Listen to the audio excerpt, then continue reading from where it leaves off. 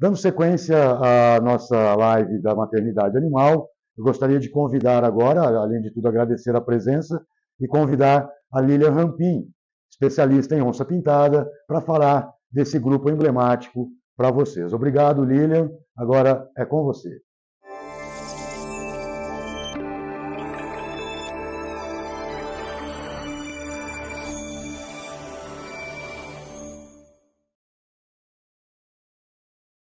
Bom dia a todos. Primeiramente, agradeço imensamente o convite por me trazer aqui nesse lugar de CRBio incrível, por dividir um espaço com mulheres fantásticas, pesquisadoras incríveis.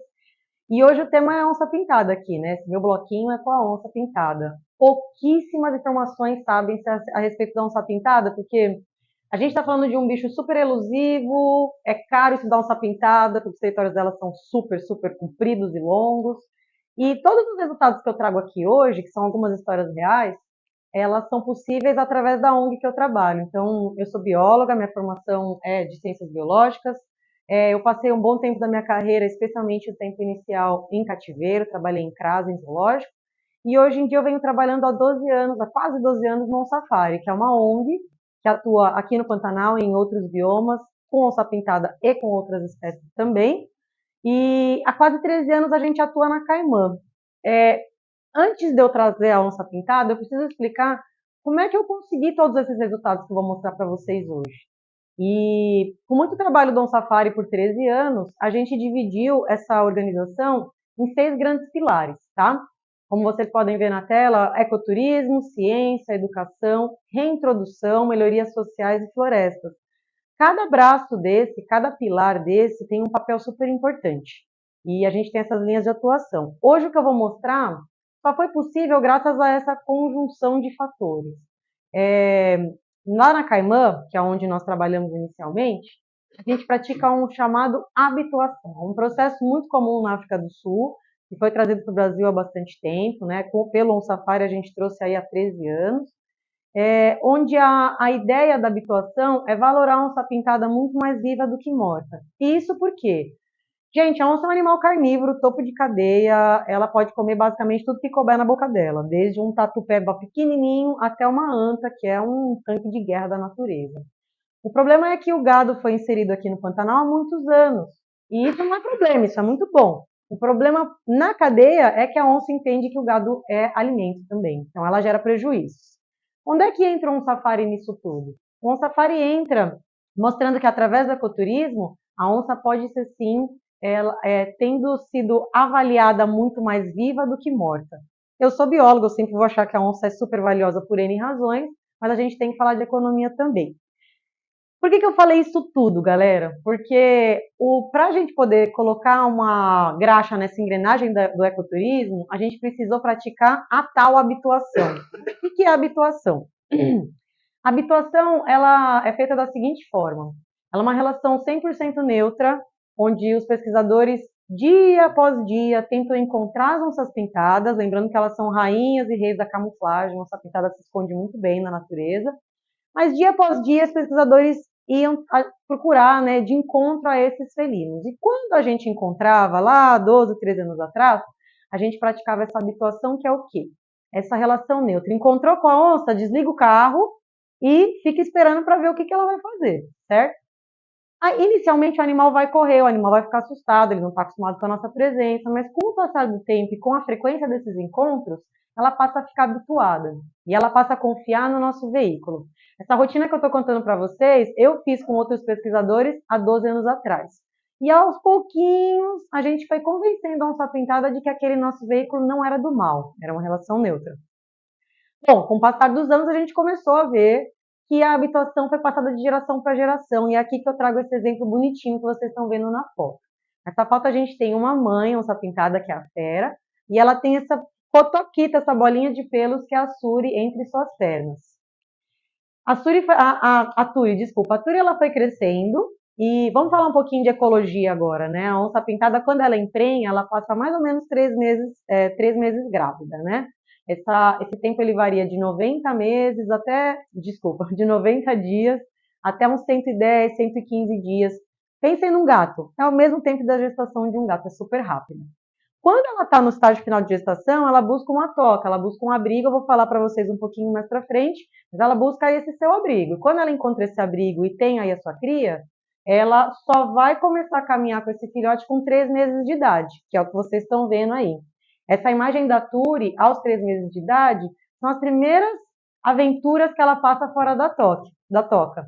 E para quem nunca viu uma onça filhote na natureza, essa proporção de tamanho, né? Um filhote de 3 meses, pique de tico, perto da sua mãe. Olha a diferença de tamanho, né? Uma proporção absurda, é um animal que ainda é muito pequenininho e indefeso.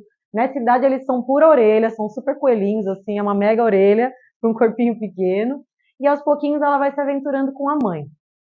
Vou dar uma dica para vocês, vou falar para vocês que mantenham os olhares fixos na testa da Turi, porque nunca vai mudar. Então olha naquela foto lá em cima, bem na testa dela tem um padrãozinho de rosetas e pintas, e segue. Olha esse padrãozinho, aqui vocês estão vendo que eu não estou mentindo, né? Vai ser a Turi o tempo todo. Por que isso? Porque a impressão digital das onças está na pele delas, essas rosetas são de fato as ferramentas que a gente usa para identificar cada indivíduo. Então aqui a Turi já tem 5 meses e já tá aqui, ó, super se aventurando, o que é isso aqui? Nesse caso a mãe dela ainda tá pertinho, ela continua se aventurando aqui com 6 meses um pouquinho mais velha, um pouquinho mais aventureira. Nessa idade aqui, aos 6 meses de idade, ela já tem o tamanho de um belo de um labrador, até um pouco mais forte que um labrador, é um bicho que já começa a encorpar. Vocês estão vendo que a orelha já está começando a diminuir, ela já está ficando um pouquinho mais robusta. E aí, aos 9 meses de idade, ela já começa a se aventurar nas caçadas de animais mais fáceis de serem caçados, por exemplo, tatu, cutia, jacaré. Aqui a Turi se deu super bem, ela está com o jacaré na boca. A gente não sabe se foi ela que caçou ou se foi a mãe dela que caçou e deu para ela, que é uma possibilidade também. Aqui ela está com 14 meses, ou seja, já está crescendo bastante, já está mais robusta, já está com cara de onça, né? Olha que ombrão, que bem bonitona que ela é. Olha como eu não estou mentindo, olha bem para o centro da testa dela, como é a Turi sim, a identidade dela está lá. Nessa idade, gente, ela ainda é super dependente da mãe, tá? Onças pintadas passam aí pelo menos 1 ano e meio com a sua mãe. Na verdade, esse número varia de 1 ano e 2 meses a 1 ano e meio. Geralmente, quando o filhote é macho, a mãe começa, ó, a expulsar ele com antecedência, por quê? Porque ele pode começar a ter interesse sexual na própria mãe ou na irmã, se ele tem uma ninhada, né, de irmãos. Quando a filhote é fêmea, nesse caso da Turi, em geral eles ficam aí 1 ano e meio com a mãe mesmo.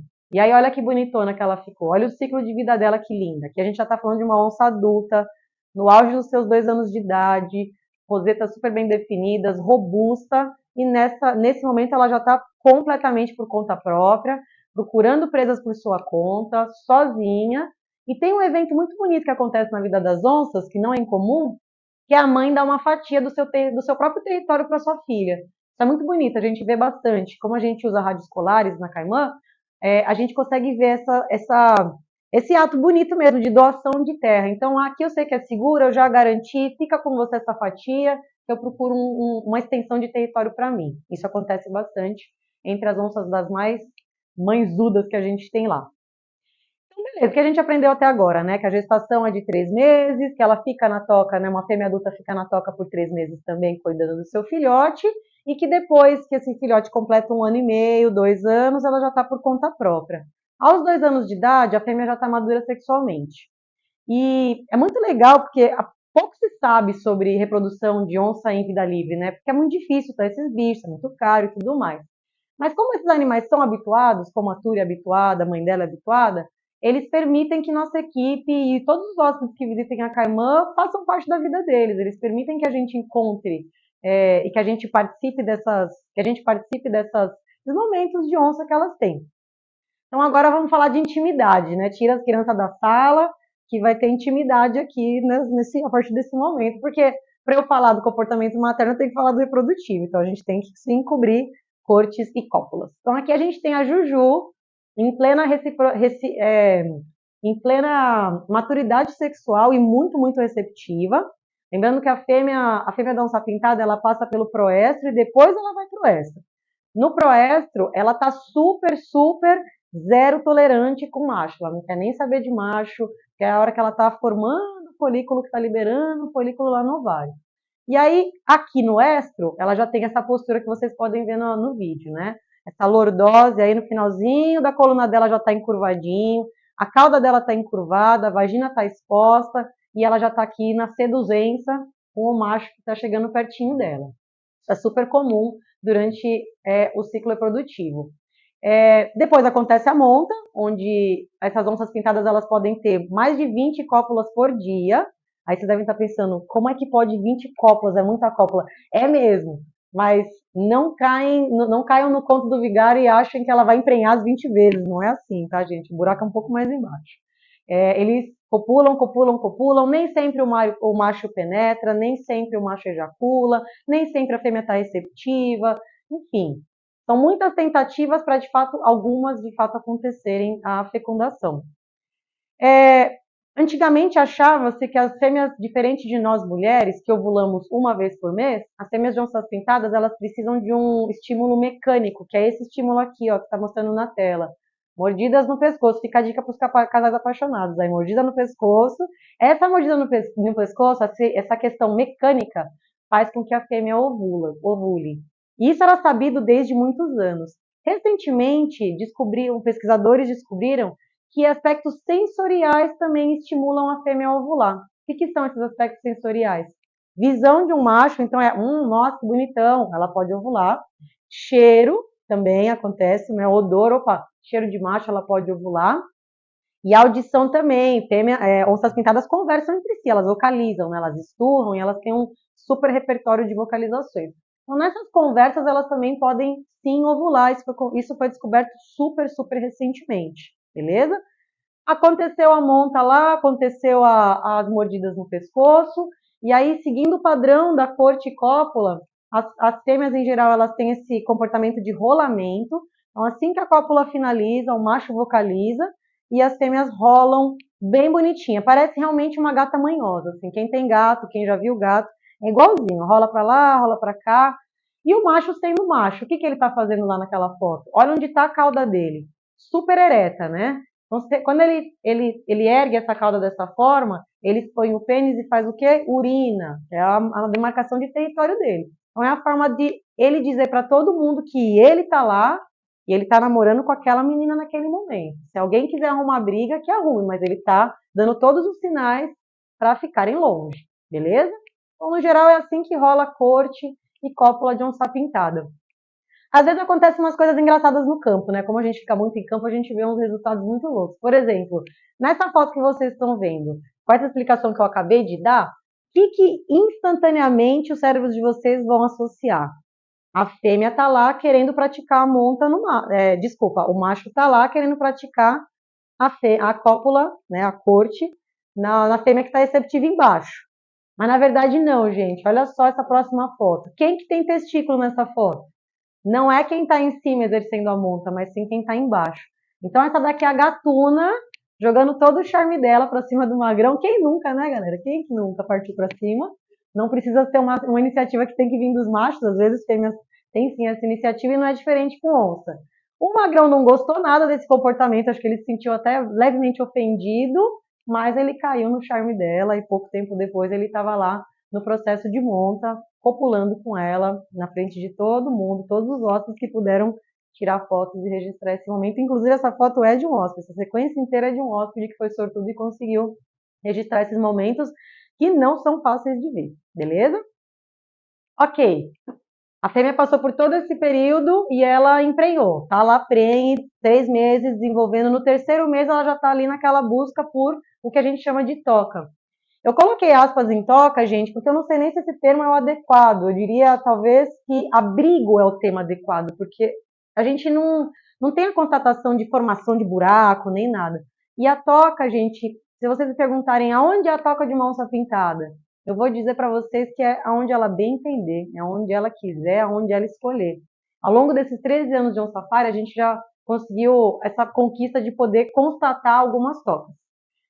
Aquela toca dos trigêmeos ali, a primeira da foto, ela foi uma toca que nós descobrimos lá em 2013 e ela é uma toca muito legal porque a fêmea que escolheu, a Esperança nesse caso, ela atravessou uma barreira muito vasta de caraguatá.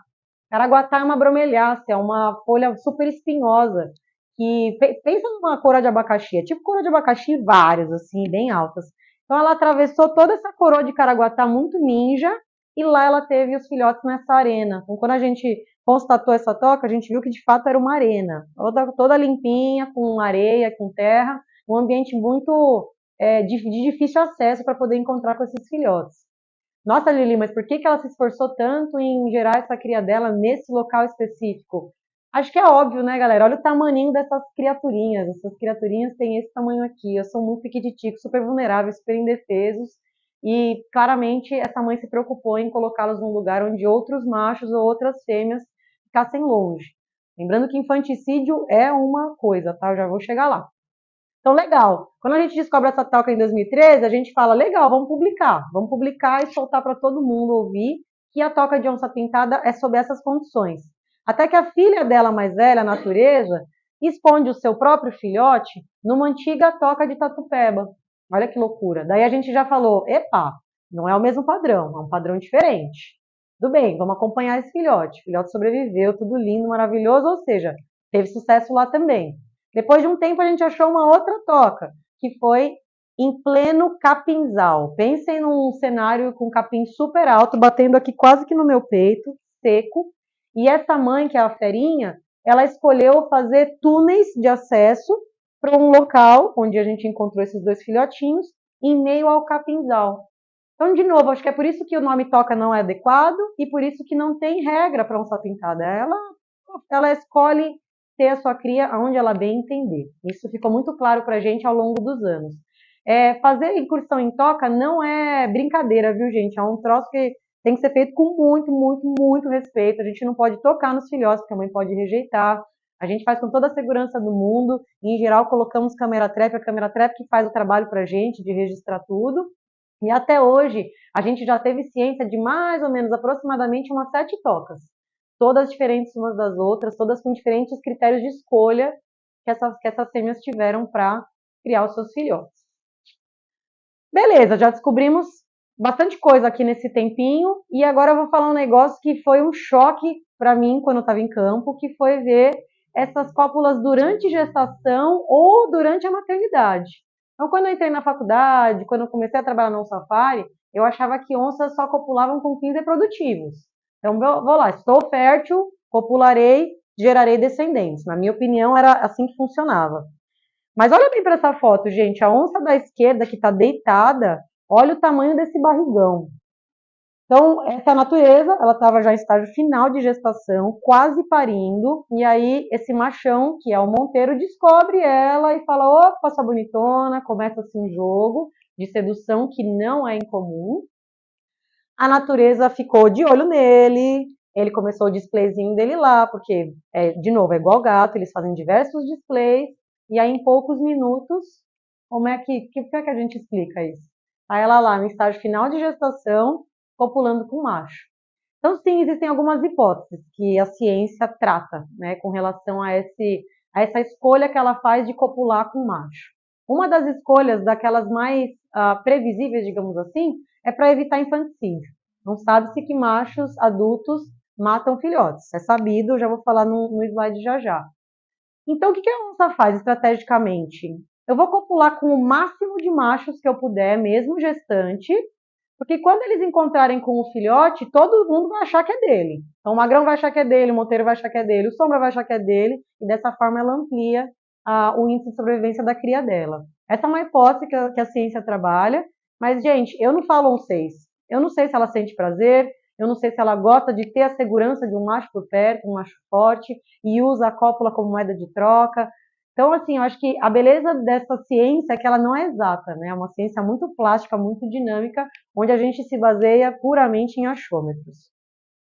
Agora estão sendo as tristes, né? Que preparem o coraçãozinho de vocês. A gente conseguiu retratar alguns infanticídios que aconteceram lá na Caimã.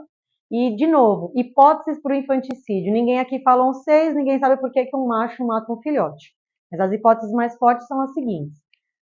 O macho matar um filhote que ele acredite que não seja seu, ou seja, ele finda com a linhagem daquele indivíduo que não é a genética dele. Então, assim, não é meu filho, é filho do meu vizinho, então eu vou matar esse filho. Por quê? Porque assim que ele abater o filhote, a fêmea vai ciclar em seguida, vai adiantar o estro da fêmea. Ela não vai guardar mágoa porque ele matou o filhote, ele vai estar lá nas proximidades e ele vai copular com ela. Importante dizer, gente, que isso só acontece se for um filho único, ou se o filhote, ou se o macho matar, porque assim, se ela tem um filho único, ela perde esse filhote, ela pode entrar em estro de novo. Mas se ela é mãe de gêmeos, por exemplo, como essa outra hipótese que eu vou contar para vocês, que é péssima essa foto, mas é importante todo mundo saber o que acontece, se a fêmea é mãe de gêmeos e o filhote e o macho mata um filhote só, ela não entra em estro, tá? Ela vai continuar cuidando do filhote que sobreviveu. Então, o infanticídio pode até ser um tiro no pé, um tiro que sai pela culatra. Esse caso aconteceu no dia 12 de junho do ano passado, onde um dos peões da Caimã passaram um rádio pra gente, pra nossa equipe, dizendo que tinham encontrado um filhote de onça morto. Nós fomos até o local e nós achamos esse filhote morto e pior, ele teve sua carcaça consumida pela onça. Como é que a gente sabe que a onça consumiu essa carcaça? Pela escápula roída, que vocês estão vendo aquilo ali, é uma escápula de onça, do filhote, né? Ele foi lá e roeu essa escápula, só onças pintadas roem, eu nem sei se é assim essa conjugação desse verbo, mas só elas mastigam essa escápula, e a onça também tem esse caráter seletivo, vocês podem ver que ela não comeu as vísceras, ela deixou de fora o estômago e o intestino, porque quem quer comer matéria de decomposição no estômago? Ninguém, né? Então ela se realmente nutriu da carne do filhote, que é a terceira razão, necessidade fisiológica alimentar, é quando o animal realmente come mata para se nutrir do filhote. Lá na Caimã, isso foi muito um ponto fora da curva, porque, no geral, a abundância de alimentos lá é muito, muito alta. Então, a gente também não sabe se também é um display, sabe? Para a fêmea lá, para realmente trucidar o filhote para que ela cicle de novo. Mas sim, infanticídios acontecem e não são raros. Bom, quem é mãe aqui sabe que a maternidade é uma expectativa, tem a expectativa e tem a realidade, né? Só que a gente tem dois bolos de forma de corujinha. O da esquerda tá perfeito, bonitinho, coisa mais linda. O da direita você pode ver que a pessoa já não era tão habilidosa assim na parte gastronômica, né? Mas isso não quer dizer nada, gente. Se a pessoa usou os mesmos ingredientes, pode ser que um seja tão gostoso quanto o outro e a aparência não quer dizer nada. Não é diferente na maternidade e no mundo das onças também. Vamos falar de alguns exemplos? Então, aqui eu trouxe exemplos práticos de fêmeas reais que habitaram ou habitam a Caimã até hoje. Por que eu trouxe esses exemplos? Porque, gente, de novo, graças à habituação, a gente conseguiu acompanhar passo a passo dessas fêmeas, a gente conseguiu acompanhar tudo que elas fizeram, as escolhas, sendo boas ou ruins. Essas fêmeas escolheram, elas tiveram escolhas nas vidas delas. Vamos começar pela Esperança, que é o nosso caso de grande mãe onça pintada que tem lá na Caimã. A Esperança, quando o Onça Safari nasceu em 2011, ela já era adulta e ela já estava com um filhote. Antes do Onça Safari nascer, em 2009, ela já tinha sido registrada com um filhote, ou seja, ela já era adulta, já era super madura sexualmente. Provavelmente esse filhote não foi o primeiro da vida dela, e aí a gente já falou, opa, tem uma mãezona. Aí o que aconteceu? Em 2011, nasce um Safari, nasce natureza também. Legal, já começamos a habituação das duas, da Esperança e da natureza. A Esperança passa a ficar habituada. E aí em 2013, aquela toquinha que eu mostrei lá no início, olha que mãezona, amamentando 3 filhotes, caçando por 3 filhotes, não é fácil, defendendo os 3 filhotes, não é fácil levar essa vida adiante, e ela levou e os 3 sobreviveram. E lá em 2015 ela gera mais 2 filhotes. A gente está falando de uma mãe super, super cuidadosa, atenciosa e muito zelosa com seus filhotes. Infelizmente, em 2019, essa é a última imagem que a gente tem da Esperança. A gente não conseguiu monitorá-la mais, porque provavelmente ela entrou realmente numa decadência e onça pode sim morrer de velha na natureza. Lá pelos seus 15, 16 anos, ela vem a óbito realmente por idade avançada na natureza. Então, legal, conhecemos um exemplo muito legal de maternidade que deu certo, né? Mas nem todo mundo segue por esse rumo. Aqui a gente tem um outro exemplo, que é a Nusa, maravilhosa. A gente conhece ela desde piquititica, aquela fotinha que vocês estão vendo lá é ela, com pouquíssimos meses de idade, lá em 2013. A gente acompanha toda a jornada materna da Nusa e a gente sofre junto com ela.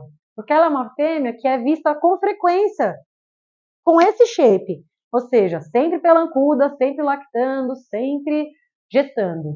Mas ela teve somente 2 crias bem-sucedidas. Uma cria em 2015, que foi a Juju, e uma cria em 2022, que foi a Tata. 2023, que foi a Tata.